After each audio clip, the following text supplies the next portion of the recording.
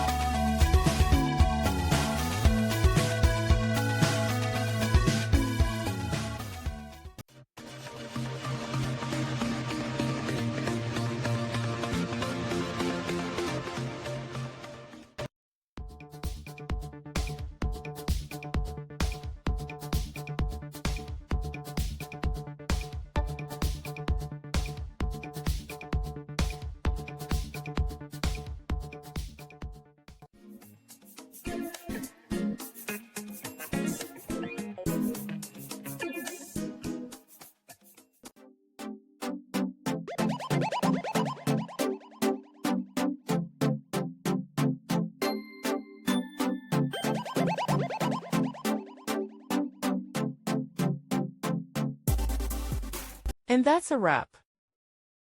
I hope you found the answer you were looking for. If you did, take a second to hit that subscribe button. It really helps out. And let me know in the comments which solution worked best for you. See you next time in the Debug Zone.